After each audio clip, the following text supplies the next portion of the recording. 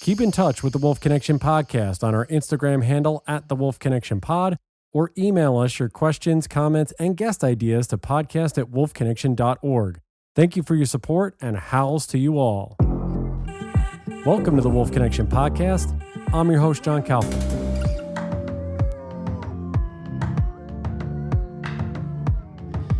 All right, so this individual, it's been a journey to get to have her on. We actually met in person. I've actually met her at the symposium in Minnesota, the International Wolf Symposium in 2022 for the first time. And then we met again, all three of us, Steve and myself, and our guest today at the Wolf Summit that was in Montana just recently. So it's been a journey to get here, but it's so good to finally have her on.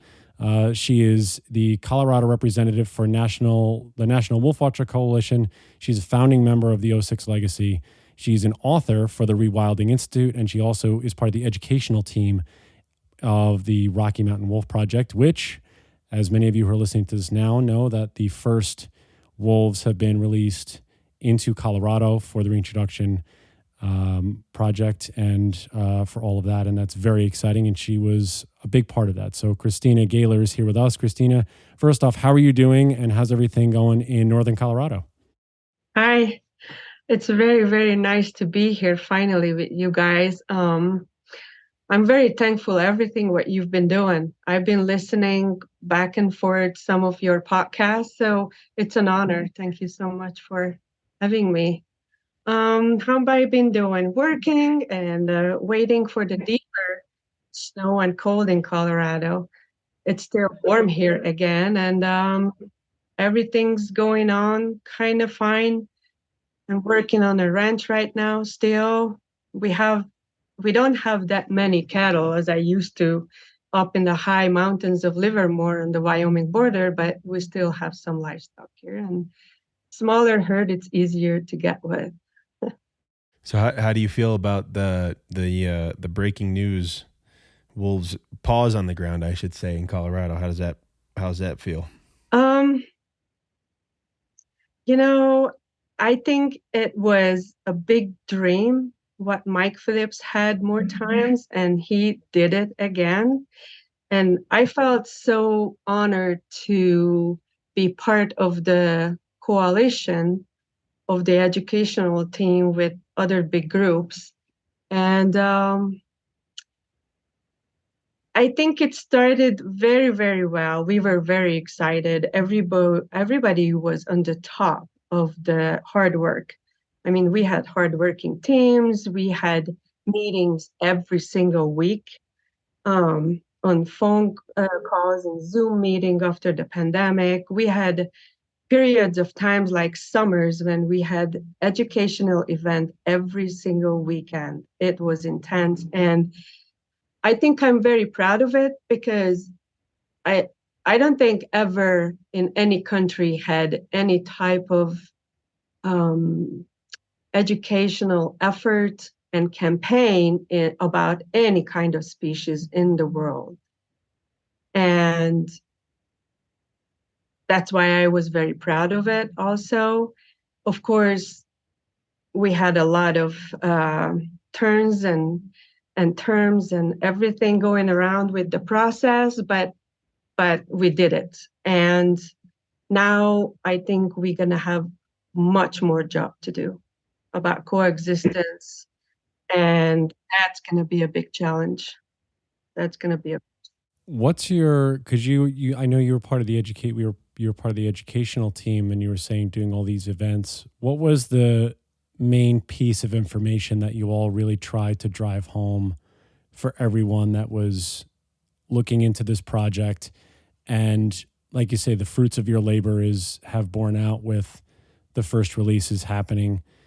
So what's the main thing that you all tried to get across and that you will continue to try and get across now that the reintroduction has started and we're going to be looking at wolves hitting the ground in Colorado over the next 2 to 3 years?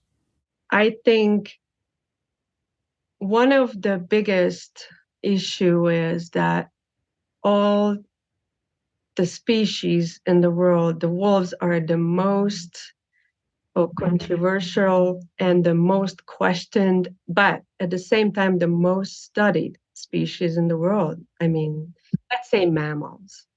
And we have so much information. We have so much personal studies and research, and we have enough information to say that every educational effort, what we've been doing and we continue to do, it has the background what we can walk on that path to sharing the people, even the coexistence with ranchers, or they not threat to human beings, and how in this modern world we can adopt the old coexistence method into our modern world and our modern society, because we have to relearn this.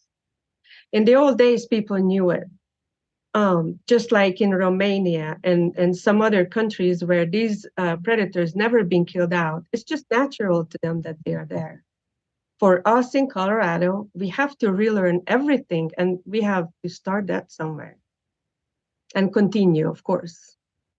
Yeah, and you bring such a unique perspective because you were born and raised in Hungary. You were in this area of Romania and Transylvania a little bit, which to me is it's foreign for one, but I think it's very fascinating. And you did a couple of presentations about this. What was your childhood and growing up in those areas like? Because you were in, it seemed like more wild spaces, and as you said, there was coexistence happening with these predators, with the lynx and the bears that were there, and the wolves that are there. So what was that childhood like for you growing up? Ooh, well, my grandparents were farmers and ranchers, and they lived all their lives next to the Romanian border in Hungary. And because of the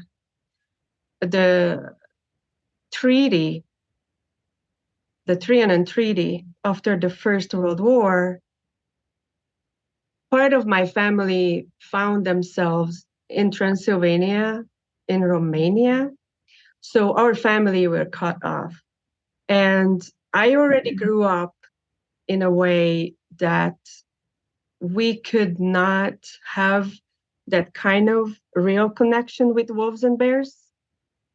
But my family members who over there, luckily after the communism was over in 1989, we started to have our connections again. And since then, we know more how they coexist with bears and wolves, because there is so many wild spaces there, and old forest, very old, beautiful forest area and mountains, where these species are thriving, and people using livestock and livestock guardian dogs. So as some of my family members and friends of mine, which is I keep connections with daily. So I have learned so much from them. For my grandparents, I learned some ranching part of this lifestyle, but we had only small predators around my grandparents. So I really started to connect with this kind of shepherd and livestock guardian dogs using after 1989, when our families could connect again. Can you go over some of the things maybe that you learned from your connections in Transylvania or in Romania in general that maybe we can learn from at this stage where we're releasing wolves in Colorado? Are there anything specific they do there, or something unusual that maybe you haven't heard of done here, or how do they kind of coexist with large predators? That's a great question, because I love it. I love this lifestyle. However, ranching is it's very, very hard work. And in those areas in Europe, especially in Transylvania, up in the mountains, still, when you go right now, as we speak, you still kind of find yourself like 100 years ago. They're still using wagons with horses. they still, the shepherds are walking with the herd on foot. So many of them still not using horses, or they never did, on horseback riding like we do it here. And also, it's probably because they don't really use public lands there anymore for grazing. It's mostly private lands, private properties, but they just herding their livestock out in the late spring or mid-spring to big grazing areas and for summertime, just like we do, but we do here on public land also. And in wintertime, they are herding them back. So the shepherds, 2 or 3 of them, sometimes it's a family lifestyle. So it goes back for generations as a work. And they just move up there. And they have their little bungalows, buildings where they stay in the in the summer. And they have livestock guardian dogs, sometimes 10 to 15, or even some people use 17 dogs, because they always need fresh, smaller dogs to replace older dogs. And so the older dogs are teaching the smaller dogs. And what is we don't really have here in US is this lifestyle. It's not really exist anymore with large livestock guardian dogs. And I think what I've been hearing since I moved to US, that they don't like to recommend livestock guardian dogs because they're afraid that they turn on people, they're aggressive, especially in large packs as they keep them. But what we can learn from, for example, from Switzerland, which I love the idea that because more and more people out in the forest and hiking and outdoor activities, they started to put signs up in trails, and it shows livestock guardian dogs in the area protecting livestock, and they're going to bark at you. And if they start to reach to you, then you should not approach, but back up, and how to behave around them so you can avoid the conflict with the dogs. And it also explains why those livestock guardian dogs there. Because so many times the shepherd people are not exactly with the dogs because the herd, it's kind of spread it a little bit. So the dogs are in the different direction of the herds. So they're not in a bunch many times. So when they smell a predators or see or hear any kind of strange activities, what doesn't belong in their territory, just like wolves, they're going to go run and check it out. And that's and when they do that, people kind of get scared, afraid, they start to run or stay, oh, beautiful dogs, I want to pet them. So, which is, no, don't do that. So I think that would be one of the wonderful things to do that we have to learn. And there is a lot of families who've been still doing that, and we can learn from them how it can be done properly, what to learn about these dogs, how to learn with these dogs. And one of the most fascinating thing, what I have learned myself, because I used to use livestock guardian dogs, that you can learn their barks. They know exactly what around, what should not be around, and they have different bark for everything. They bark differently when they find a snake. They bark differently when people coming around. They bark differently when they smell a predator. They bark differently and they explode differently when they have different type of predators. And the dog owners, the shepherds know that.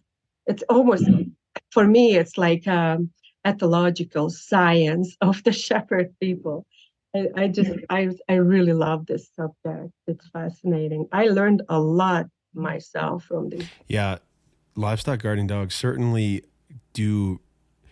sometimes they can be aggressive at least more than our average pet dog. They can be nerve-wracking, but that's why they work. They're an intense breed. They're enormous. They can be really loud, and they can present as aggressive. I've come across them a few times, not very many times, in areas where there are signs. I've never had a problem per se, but I have had an encounter with a livestock guardian dog, and it can be intimidating, like having an encounter with any animal in the woods can be. But that's why it works. But they're an incredibly intelligent breed, and they really, I mean, it seems like they really do work, but I've only seen them with sheep herds. So how do you think they are as effective with cows? And we've talked to Kurt Hultzen about this as well. What do you think about their efficacy when it comes to following herds of cattle versus sheep? And then I kind of want to get into, because I didn't know that you ran cattle or you raise cattle or whatever it is. But the question is, what is your connection to that practice? Can you kind of get into that a little bit? But first, what do you think about the efficacy of livestock guardian dogs with cattle versus sheep? Oh, they work as fine as with sheep. They do. Okay. In fact, I'm not sure if I sent to you some of those pictures, but I have a fantastic friend, Agnes. She lived up in the high mountains in Transylvania, and she's raising Central Asian shepherds. She's got 13 dogs right now. She moved to Hungary, but she's keeping her dogs, and I know more people who keeps their dogs in mixed herds. How this works there, actually, that they not only having sheep herds, but so many times people send their livestock as a leasing and hire the shepherds to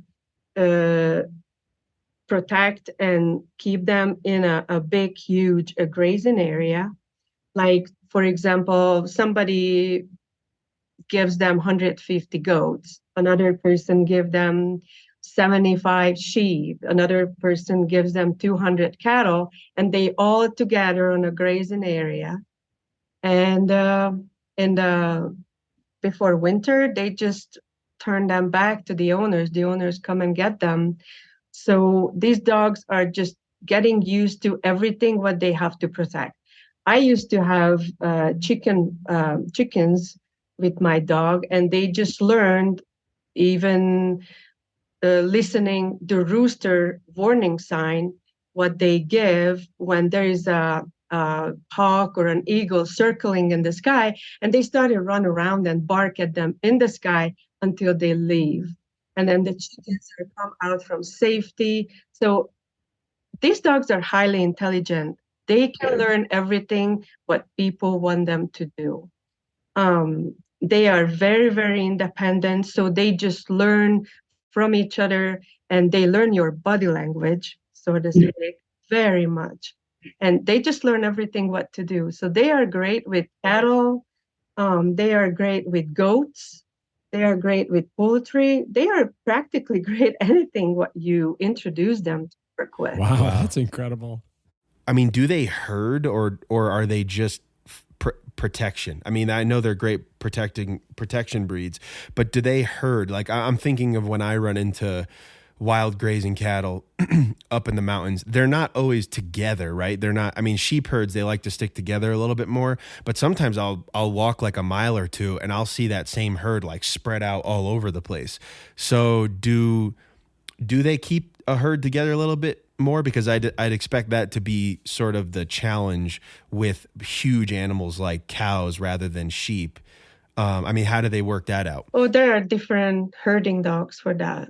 Like from Australia, there's the cattle dog, how they call them, the blue heeler, or border collie from Scotland, they highly used. But there are so many type of herding dogs. So I just need to get into this a little bit detailed so we understand that about 150, 200 years ago, where they really started to call them as breeds. So breeding clubs are very young groups where they started to get as breeds or border collies or Hungarian kuvas or Great Pyrenees. So in the old days, the shepherd people and the livestock owners, they kept the best dogs, what worked well. It was the same with herding dogs. And the protection of the livestock guardian dogs were not only protect the livestock, but hundreds of years ago, there were tribes, so to speak. There were small nations, small groups of people, families. They had to protect their livestock and livelihood and each other and their daughters and wives from people.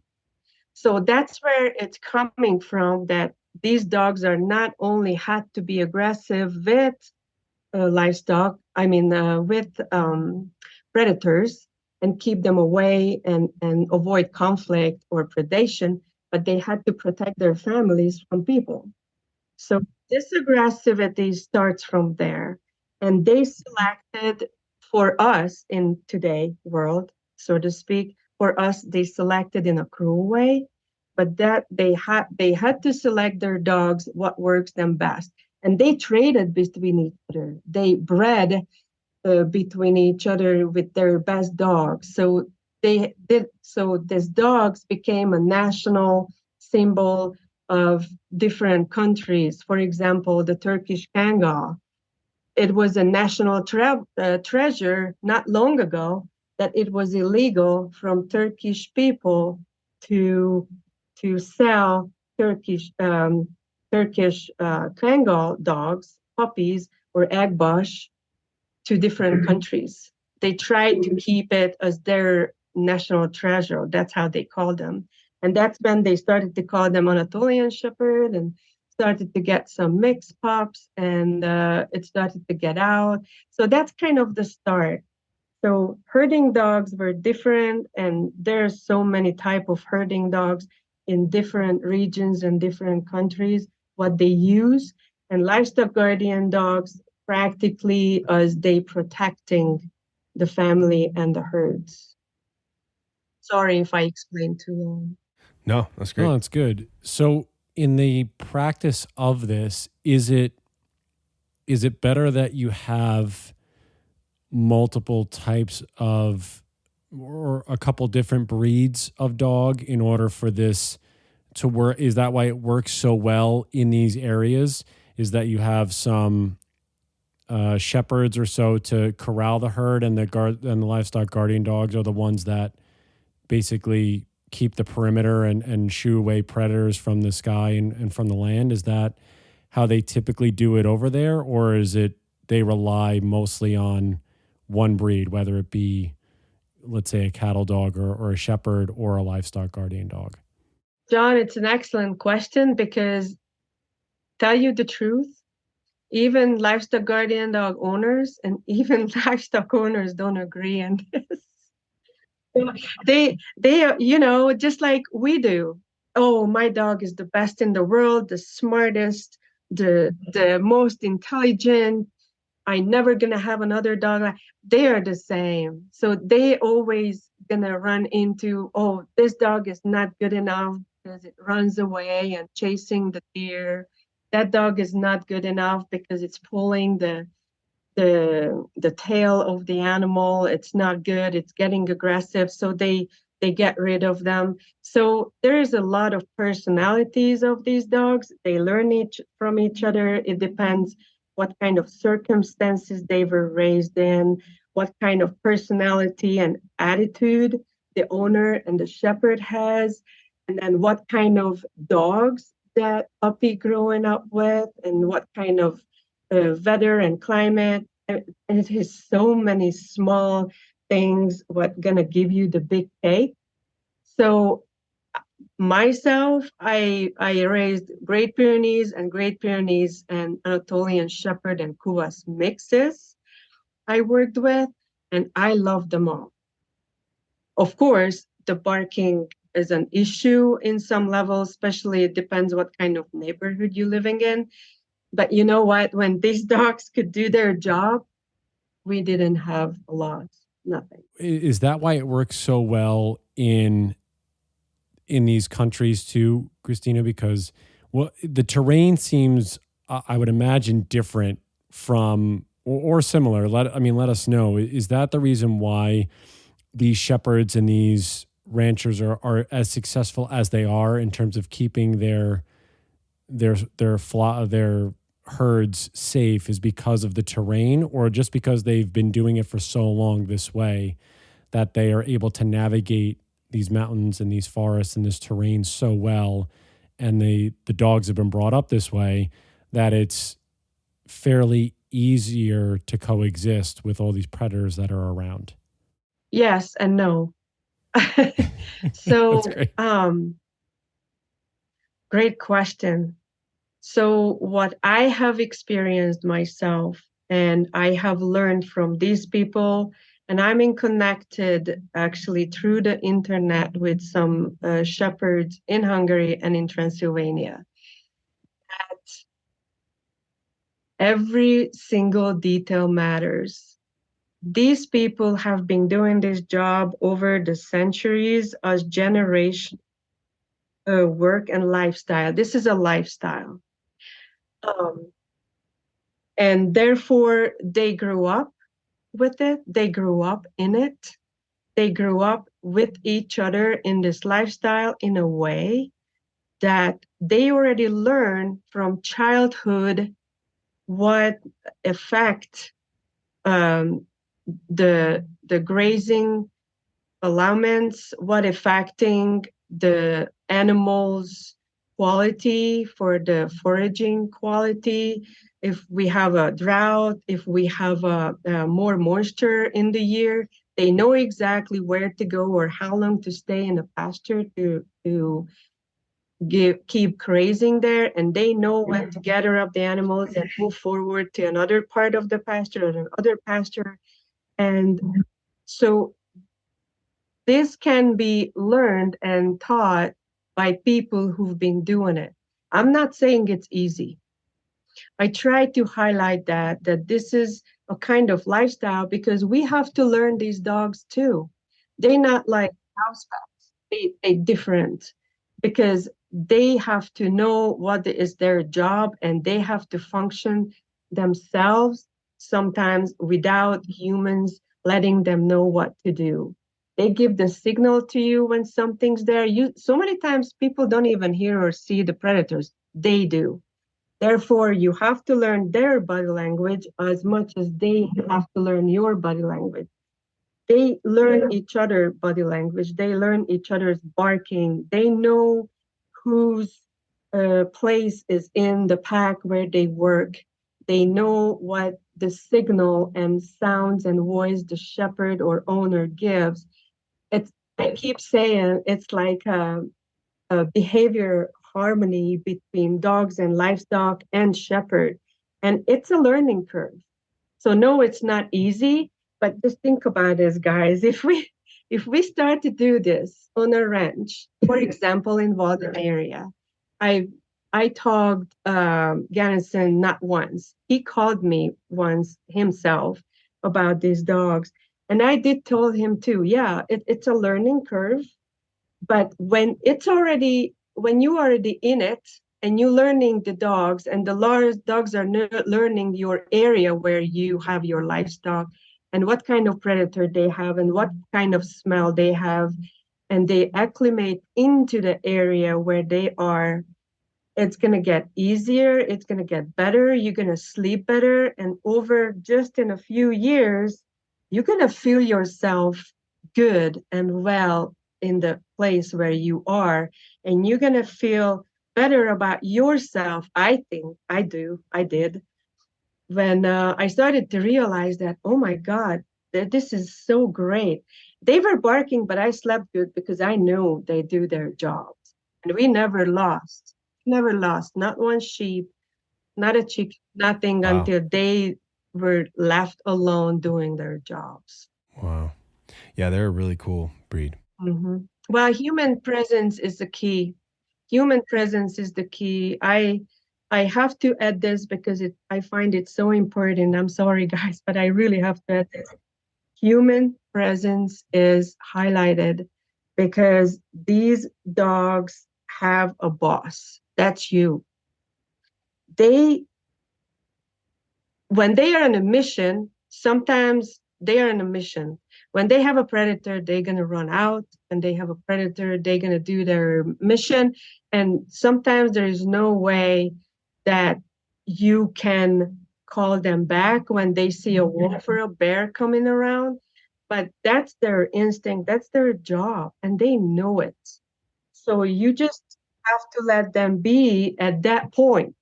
Of course, I'm not saying they not supposed to be called back. Sometimes there's different circumstances, and it's hard to go into details in short period of time because we're gonna sit here tomorrow. But it's a hundreds of years old system built up in these cultures, and dogs are raised with the livestock. Puppies are brought back and were born with livestock and these kind of people. So when we are doing this, it's a key that we don't leave them just out there somewhere in nowhere with the herd and saying, "Oh, I'm gonna go next week and check on them if they have enough food and water." No, it's they need human presence. It's very important to highlight because I ran into this problem a lot in the U.S. Yeah, and you said you still work with cattle. Yeah. Yes, Yeah. So what's your relationship now with that practice? It's not the same lifestyle as I used to have with when I used to do the range riding and a lot of cattle herding and moving on horseback all the time up in the deep mountains. We have a very small herd of cattle, lots of poultry. We have about 100 poultry, different types. We still have horses here, dogs and chickens, and cats. But we only have down here coyotes and foxes, a lot of raccoons coming around. We have our own deer herd. It's very see how they coexist in the pastures with the cattle. Let me tell you that. and that's my concern.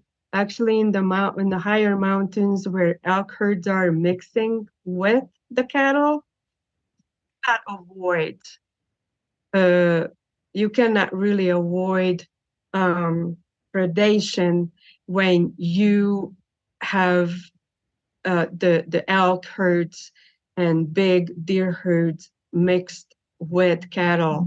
We cannot teach wolves not to go there because there is their natural prey. And sadly, that's also what happens in so many areas, that elk mixing out with the cattle herds, they roaming through the pasture. They don't have closed up areas, so the wolves cannot go in. Of course, they're gonna go in.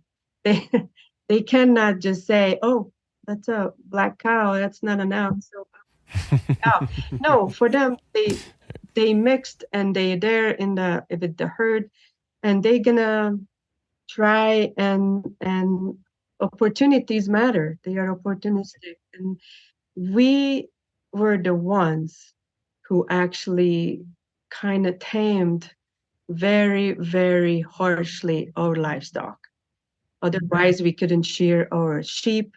We couldn't milk the cows. We couldn't deal with them the ways how we do. We needed very tamed and mellow animals over the centuries, and predators gonna learn how to deal with it. That's why it's very important to do, I think, a lot of measurements to put into avoid this kind of conflict. And it's a learning curve, but it's important. I can't remember who it was, Stephen. Maybe you can remind me. I want to say it was Karen Vardaman.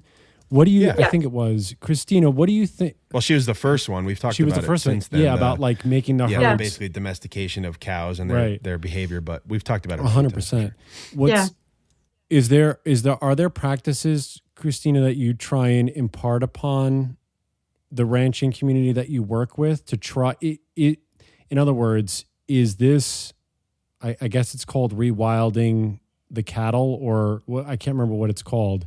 Yeah, I know specifically. what you're talking about. You know what I'm talking Yes. about. Is there practices that are trying to be put in place to maybe help rewild these cattle so that they can protect themselves more? I know we talked about this multiple times across the podcast, but I don't know if there's information that you're able to grab and then give to other people, or is that such a long practice? It's got to be the same thing with the livestock guardian dogs, It correct? is. It's a lot of repetition, right? Yes. So I know I love this Canadian rancher, Lois, that she's one of the few who actually I know she's been practicing this kind of method, um, which when I first started to connect with her, I realized that, oh, yeah, it's very true. Because when we turned the cattle up in the mountains, we usually worked with 500 pairs, which is 1,000 head usually with the calves. And but when we keep older cows, the meaner cows, for example, the mothers with a young herd, they're gonna be kind of the matriarch, just like with the bison. And they learn and they teach also, they learn from each other to being very aggressive and protective when they see something coming and it's not belong there. If they see a predators, they know their environment too. They learn their environment. They know the circumstances, and just like older bison, which I'm keep learning this. Actually, I'm not a professional about, especially about bison, but since I'm going to Yellowstone a lot, I started to connect the two together because you see it there how they lead the herd, the matriarchs, how they lead in wintertime and daily up in a higher area or lower area, where is the good grazing spots in different seasons or after different weather types, so to speak. And cows do the same.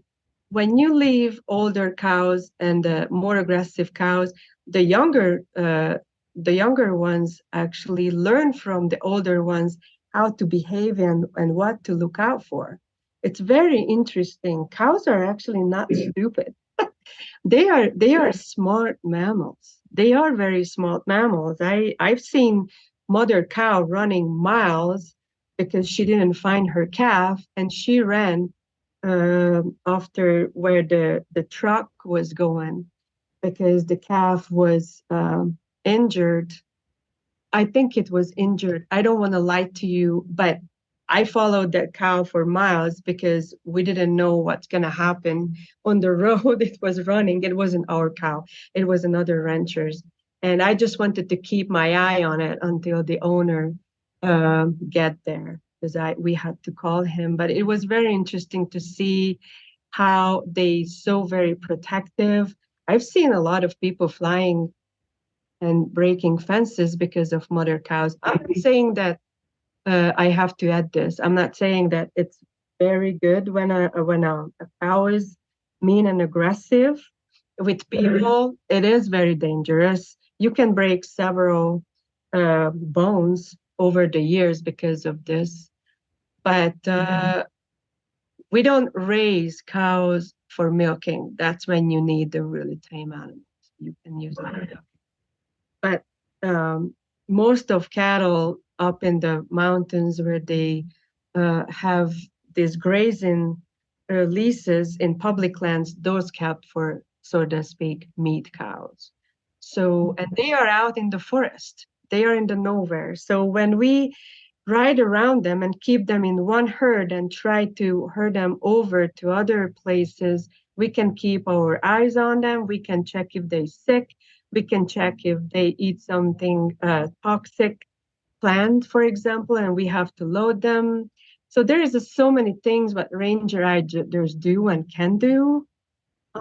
So I think it's a big job, but it can be done and they can be successful. So this is a great question. Thank you. So I'm not familiar 100% with the area where you are running cattle up in northern Colorado, but is it good wolf habitat? Do you expect to see wolves there in the near future? And if so, and you do expect wolves to I guess run into the cattle that you have on what I assume is public land, do you have any plans of changing your approach if wolves do start to set up shop in that area and it's a regular occurrence to see wolves there? Do you have any approach for what you might do differently now that there are larger predators, or could be larger predators on the landscape, whereas before the largest thing was a singular mountain lion or coyotes, which are more opportunistic for calves and things like that?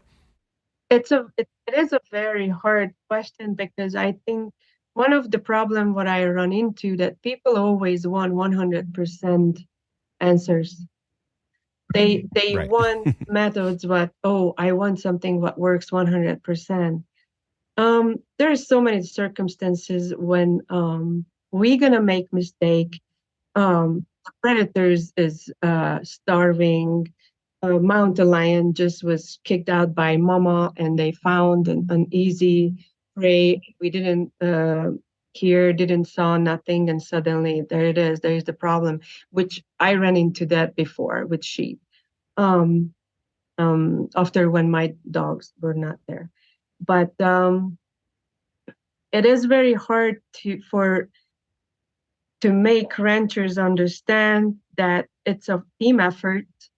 We need to work together. We need to talk about this kind of lifestyle together. And if they allow us or allow wildlife biologists to explain what all of these predators about and their ethological behavior, science and studies, and the biologists and advocates and everybody just listens each other and listen to ranchers what they have to say. It's not going to be easy, because everybody has a different temper, a different setup, a different life, how they built their ranches and their surroundings. So nothing's going to be ever the same. But we have so many type of non-lethal methods already. What together we can build something and do something what for sure works, just like it's been done over the centuries. And now we have even more with fox lights, with electric fences, with so many other things. But in old days, shepherd didn't have, right? And the livestock owners didn't have. All they had, their sticks, their loud voice. They were running and be loud for the predators, try to protect their animals and their dogs. That's all they had. And in Europe, just like now, most European countries, shepherds and livestock owners don't have guns. They cannot protect their livestock with guns. So that's all they have. Now, of course, in some areas, they use electric fence and stuff, but they don't have bear spray there. They don't have horses to running after. They have livestock guardian dogs. So that's how they built this method over the centuries, and we can learn from that. And I think it's all about in our head, what we want to listen, what the livestock owners, what the advocates, what the researchers willing to listen and work together. It's all in our head and communication. Yeah. I want to go to the slide that you sent us, because I think it ties this all together fairly well. And it's labeled as coexistence through the centuries with large carnivores in the ancient forests of Transylvania and Europe. And you do a great comparison of the size of Romania to Idaho, which roughly Romania is about 9,000 square miles bigger than Idaho, but has almost 16 million more people in that country, with 2,500 plus wolves, 5,000 plus brown bears, and anywhere between 1,200 to 1,500 Eurasian lynx. Transylvania is 39. So, in other words, what have you seen from, I guess, your family history, your connections over there? What is the key, or what has been the key, if you have one, for coexistence in these areas, as opposed to what we can't reach here in some of these states like Idaho and Montana and Wyoming? Is it simply living with predators for longer periods of time and having a better relationship with the wild land around them? What's something, if you can pinpoint, of why they've been able to coexist, and we here in the States, especially in the western part of the United States, have struggled to grasp these concepts? Great question. I hope I'm not going to turn into too much details on this too. No, it's fine. But let Go me ahead. give you a little bit more numbers here. So since we are talking about Colorado wolf reintroduction, I would like to add a little bit of number in this. So Colorado has about 6 million people, but Colorado is about 3 times bigger than Hungary. Colorado is about 1.3 size smaller than Germany and has 83 million people. Romania is about the 90% size of Colorado. Romania. And we talk about Transylvania, but we have to talk about Romania when we talk about wolf and bear population. So again, Romania is 90% size of Colorado. So it's almost the same size of Colorado, but with almost 20 million people. Colorado has only 6 million people. They don't make a big deal about how many wolves or brown bears they have. They make a big deal when they lose animals and what kind of rules and regulation is in effect, how they can protect their animals, because it's a very important subject, sadly. Because as like I mentioned, in Romania, you could use 15 to 17 dogs.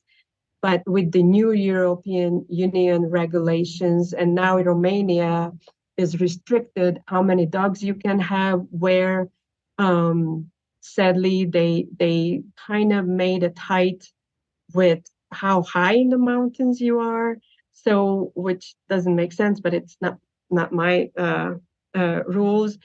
But if you think about it, and almost the size of Colorado, but only the Colorado 6 million people, and we're afraid of 10 wolves, that's just the fear mongering.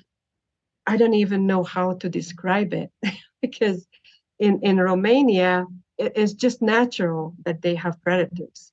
It's natural that they have large predators and in large numbers.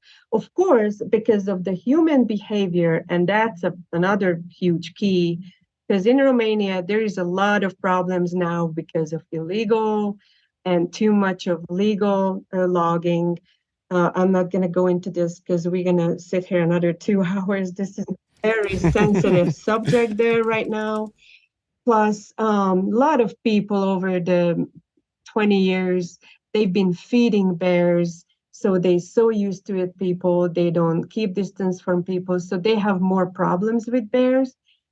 But my most fascinating story is my friend Agnes mentioned it to me, that when she was in the high mountains, she had only problems with the Eurasian lynx because they were so quiet. They so clean. Dogs didn't smell them. All they recognized that they started to lose lambs. So what is it teaching us? We need to add some extra non-lethal methods to it, right? So and it's, I think every kind of every type of ranching methods, every type of how they built their ranch, what's the size, how many livestock they have, how many people they can work with, what kind of methods they can use. Everything matters, and that's going to give you, again, a big cake. There's a lot of slice of the cake, and everything have to be together to make it happen. But 100% method, many times, it's just not going to happen. Look at the Woodley River Wolf Project, for example, with Susan Ashton and her crew. Over the 17 years, they're getting more successful and successful because the practices, what they are doing, they're getting and get better and better, and they're using more and more. And when there is a mistake or something going on, they add something into it. And I think that's a fascinating story to follow. And I think there was one in Montana, Buffalo Field, there was a Buffalo Valley project. I know we have to look into this. There was a documentary about it in 2017 in Montana that Fish and Wildlife and ranchers and everybody works together, and they make sure they're taking away the livestock, the dead livestock, the carcasses, they moving them away so predators don't go to the ranch. So they built up a great relationship. And that's another thing, to build up a great relationship between groups. Yeah, that seems like that's really the key to a lot of this. I know that was spoken at the summit that we were all a part of.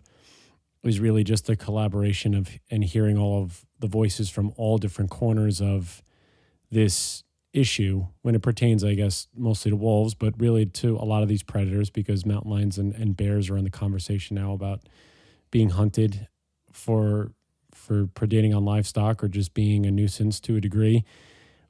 What in that avenue of collaboration for you, Krisztina, what's the thing that you've taken from all of your trips to Yellowstone also? Because you have this incredible background in understanding the ancient methods or the old methods of how to promote coexistence, how to bring that over here. When you go to Yellowstone, what's the knowledge or the couple pieces of knowledge that you take from the Rick McIntyres, the Doug Smiths, everybody that's watched wolves for so many decades?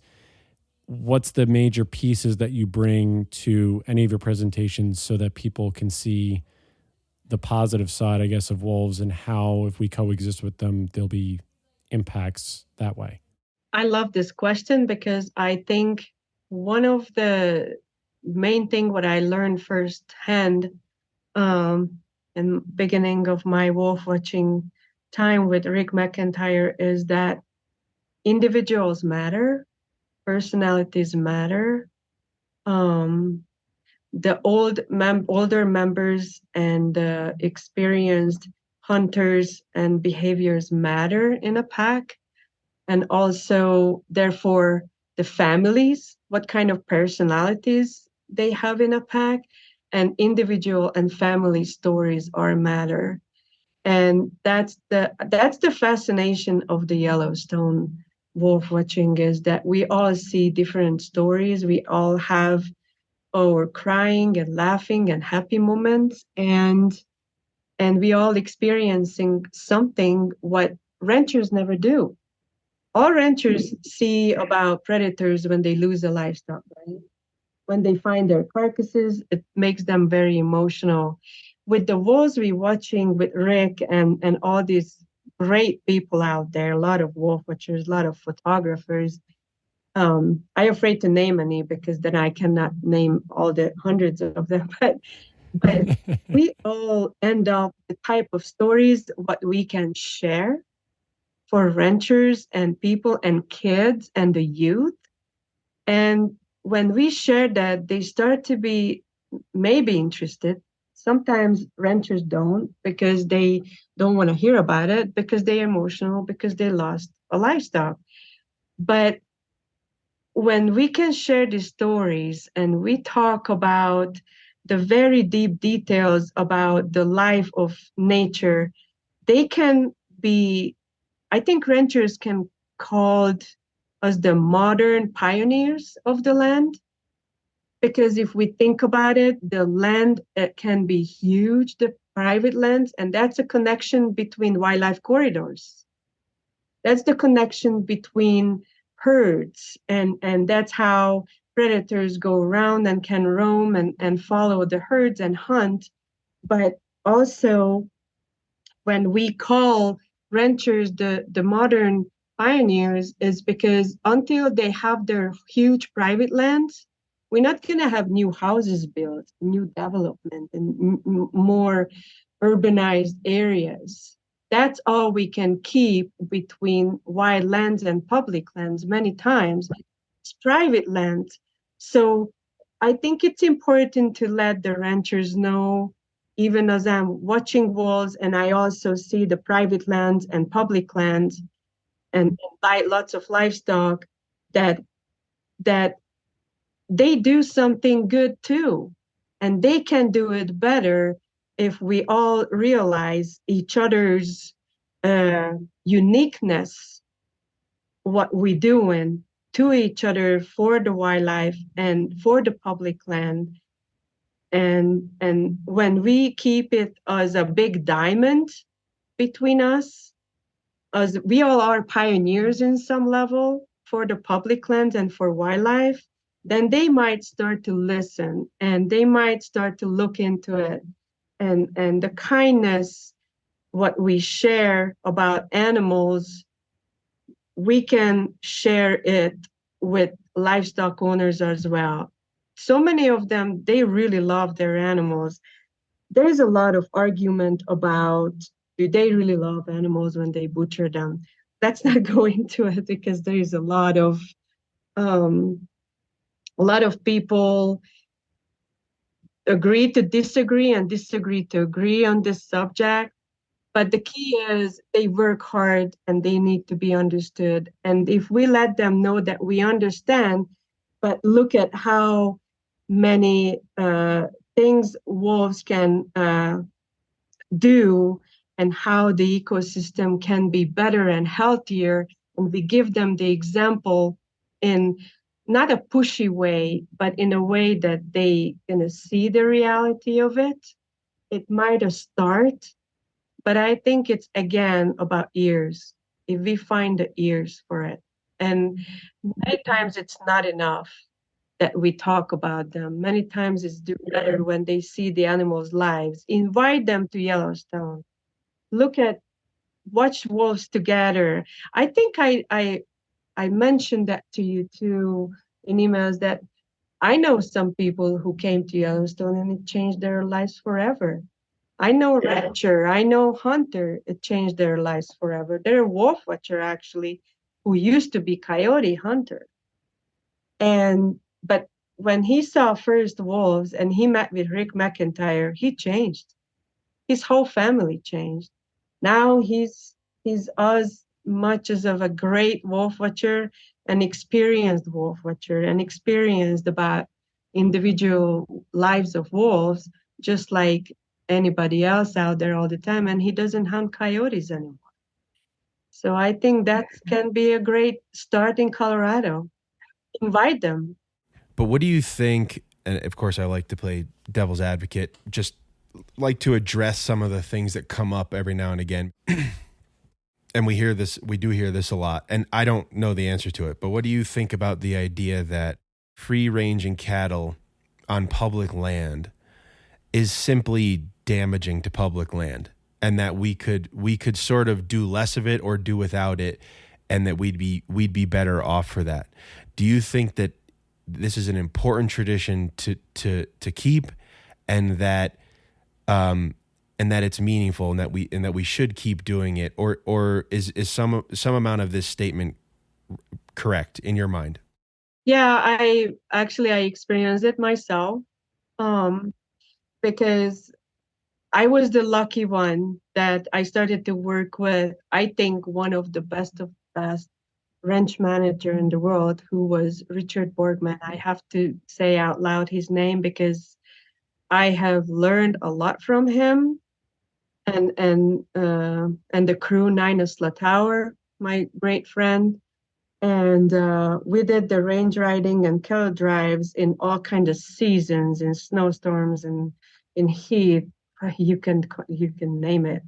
And one things I learned that just like shepherd people, what I in the beginning of the conversation I started that we have to learn what kind of climate we live in. We have to learn and know the plants, what we have around, where we have livestock. We have to learn what kind of weather changes and moisture or drought causing what type of quality um, of the grass and the new growth of the plants. Therefore, we have to know when to stop, when to gather, when to move. It's called holistic. They call it now holistic ranching, but it's an old ways. That's what old shepherds have been doing centuries. So they not just turn out the cattle or sheep and all summer they just roaming free everywhere, wherever they go, and they gather them up. No, they always have to be checked. They always have to be moved.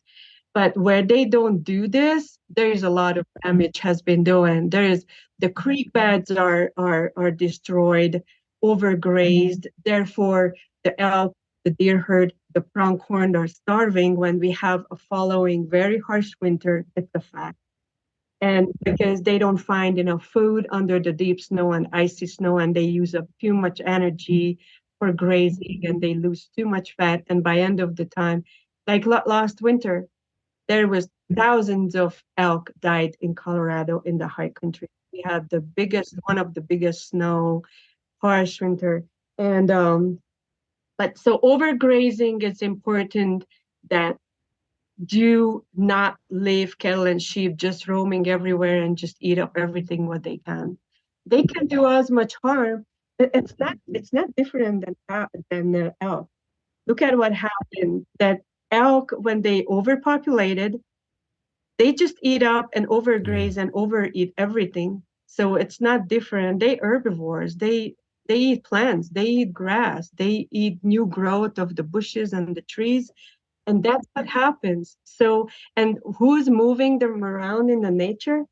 So that's what we do with our livestock. We kind of created, how can I say this? We kind of created an unnatural ecosystem, unnatural ecosystem. So we replaced the wolves with dogs. We replaced the ungulates with our livestock. But we don't have the natural moves. We have to do it. So we have to learn it. And I've seen it on the western slope in a lot of areas, in the high country, in the high desert areas, where livestock overgrazing everything, 3,000 sheep, 800 cows or 2,000 cows. And then they complaining about elk or deer or wild horses or whatever. It's also grazing in the public land. So that has been a huge issue in some regions. And so shortly end this answer for your question, it is a problem. It is a problem. And it is on the ranchers to use their methods, range riders, shepherds, you name it, to move the livestock around so they don't graze in the same area. Otherwise, you're just going to end up the same, like overgrazing by elk or deer. It's the same. Wow, that's an amazing distinction. It's so interesting. That's why it's great to talk to people who are experts on a topic, because they just know the third, fourth, fifth, sixth layer deep of these types of things. That's an incredible distinction, because it is true. I see a lot of, the cows that I run into, there's never people around moving them. They're always, they're from 6,000 feet to 12,500 feet. And I don't see a single person, man. And it is discouraging how many cows are out there just not being managed. And that's an amazing distinction, that really you have to keep moving them, and maybe you won't have that amount of damage. Yeah, really cool. We got to explore that further at some point as well, because I think that's the kind of the answer that a lot of people are looking for. when they ask about the issues with public land grazing. Yeah, can I ask one simple thing? I forgot to mention that another thing, what I have been noticing here in the US, that um, we did it as well. That's why I kind of experienced this, that we always, and ranchers always put, the sod blocks and mineral blocks for livestock. Yes. And of course, that attracts ungulates. Ungulates are going to attract predators, not only around water, but around those sod blocks. They learn it. They relearn it. They know where the ungulates are going and licking those sod blocks and stuff. And they're going to wait there. They smart, intelligent animals, predators. That's what they do 24/7. They learning about their prey animals. They learn the smells, the sickness, the wounds, an infection in the gum. They know the smells. So, and therefore, they know locations where they find these animals. It's fascinating. So when we leave those sod blocks around, that also can be actually a factor to attract predators as well. And for me, I probably gonna get kicked in my head about this, but I don't like anymore that so many livestock everywhere where I go. I try to enjoy nature. I love hiking. I've been hiking in Colorado mountains a lot, over the West Slope a lot. And everywhere I turn, somewhere up in the mountains, it's not about only Colorado, but Wyoming, Montana, I see livestock somewhere. And for me, it's kind of start to be disturbing. So to be only for livestock, the public land only for them, and only control everything because of livestock owners, I learned to see it as a very wrong pattern. I just don't like it anymore. And I hope my bosses and my livestock owner friends not gonna hate me for this. However, we talked about this before. We have our disagreement about wolf reintroduction also here. I lost some of my rancher friends over this actually, but I just believe in what I see, and I experienced the good side and bad side on a lot of levels. Yeah. Yeah, it's hard to be one of those people who supports ranchers and supports the idea of just of meat in general, of eating grass-fed, organic, ethically raised cows, and then also be pro-wolf. It's a very weird predator-friendly ranching. That's what we could support.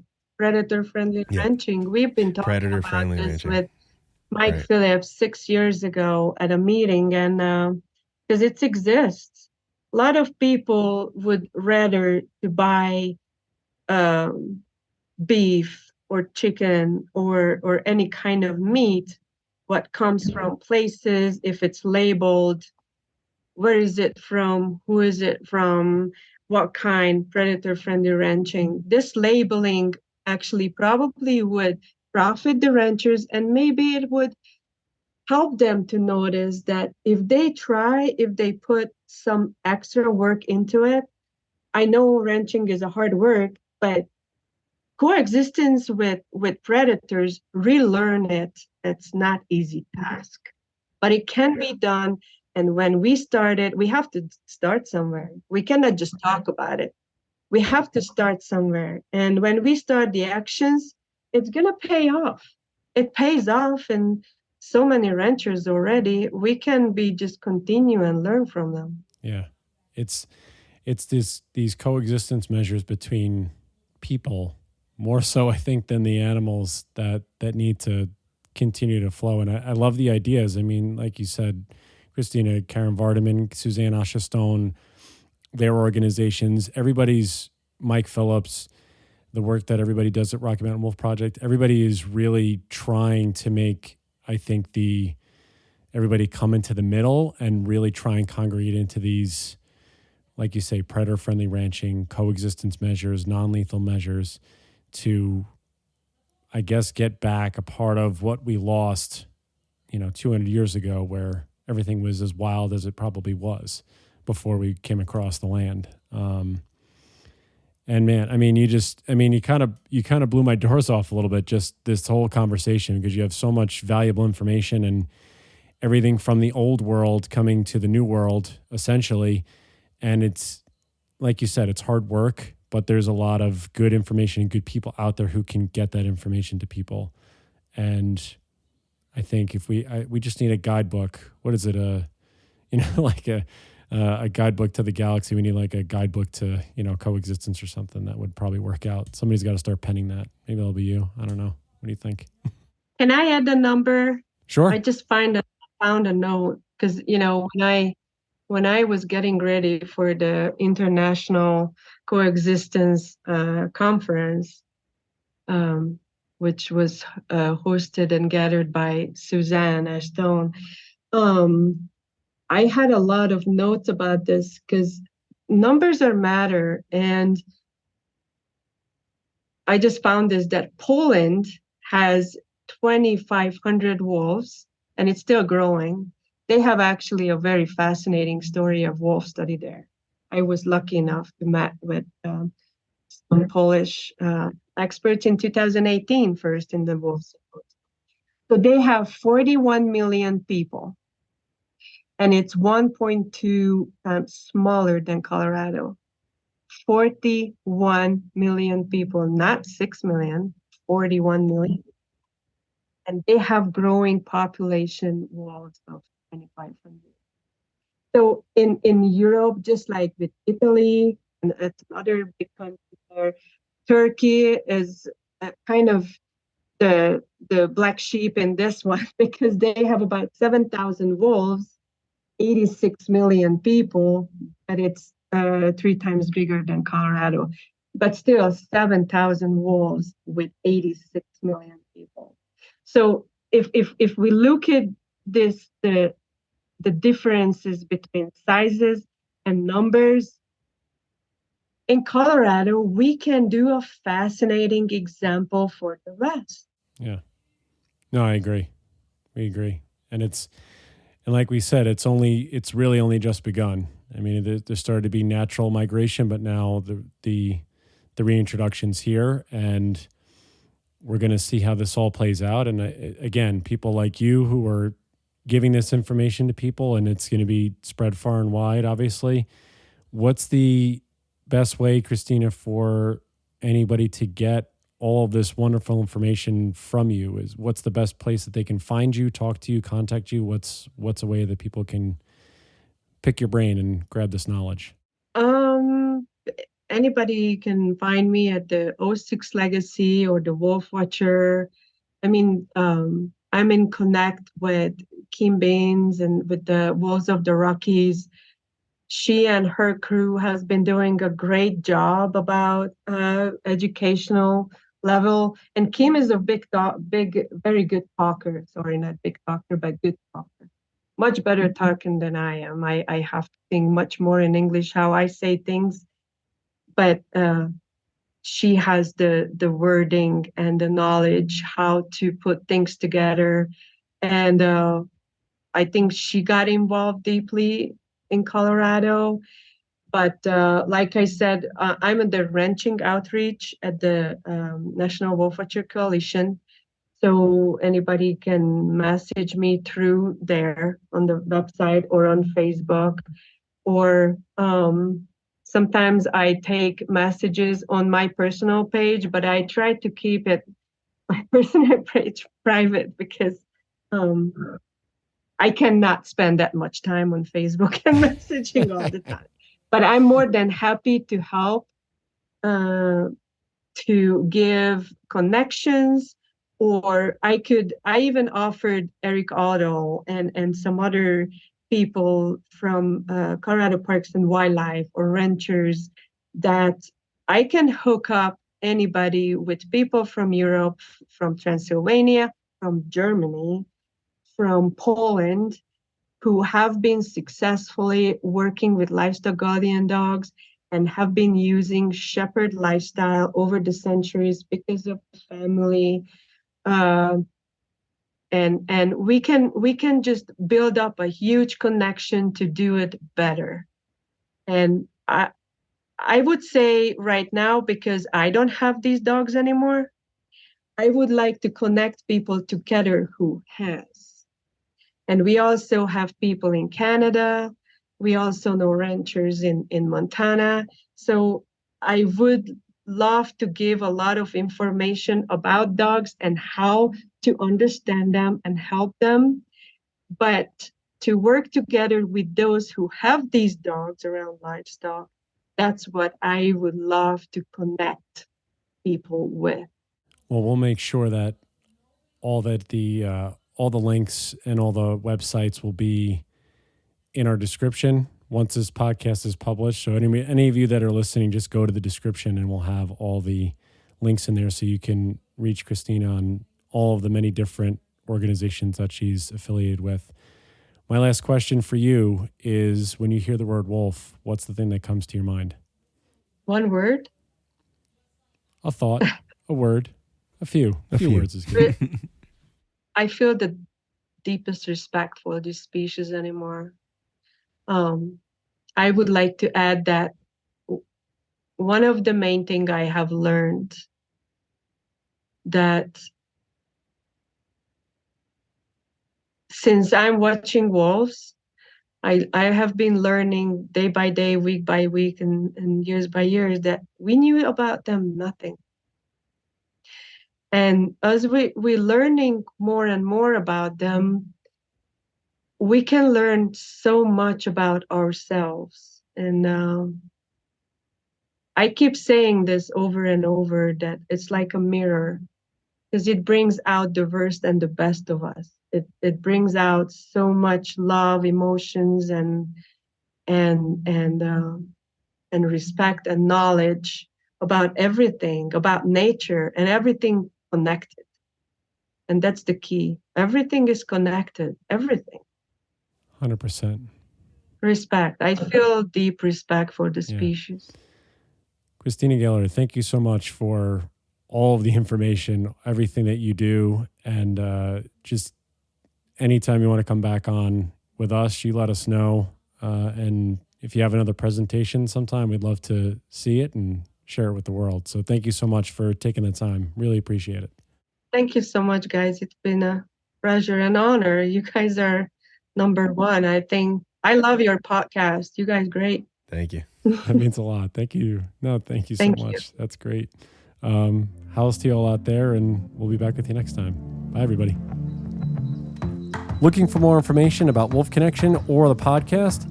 Please visit our website at wolfconnection.org, where you can donate, sponsor a wolf, or become a volunteer.